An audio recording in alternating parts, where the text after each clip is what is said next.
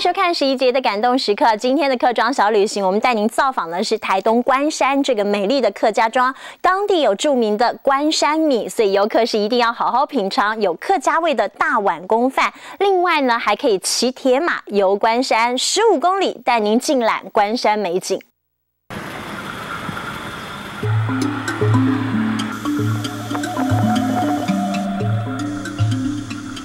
台东关山水质纯净，土壤肥沃，种出来的稻米香 Q 又美味，所以来到了关山，绝对不能错过品尝这一味。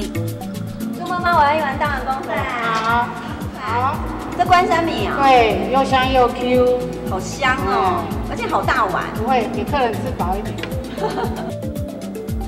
无菜单的大碗公饭，用的是粒粒分明、有芋头香气的关山米，而配菜是在地食材，加上客家妈妈的好手艺。我们都做我们妈妈自己平常就有妈妈的味道啊，哈，就是像卤肉啦、梅干肉啦，还有那个萝卜干，都是自己做的，都很有客家妈妈的味道。对对对。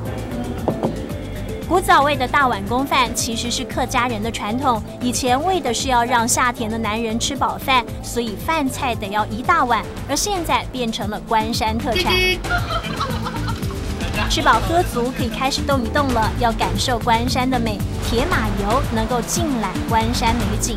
你会觉得所有的，包括树叶啊，包括那一些田里的稻子，好像都被水冲刷过，那个绿都绿得很漂亮。 全长12公里的自行车道，加上清水公园绕一圈，总共有15公里。特别的是，大自然的景致会随四季挥洒出不同的色彩。那基本上稻子来讲，你每次春夏秋冬来，如果季节不一样的话，景色会不一样。想要感受在地风味，也可以走一趟关山的传统市场。 客家米食一箩筐、年糕、艾草板，还有麻薯，通通可以当做伴手礼。想要为自己的拿手菜增加香气，依循古法制作的客家腌滋舞，在这里也都买得到。市场旁边的天后宫也是很多游客一定到访的景点之一，因为它是花东纵谷地区最大的妈祖信仰中心。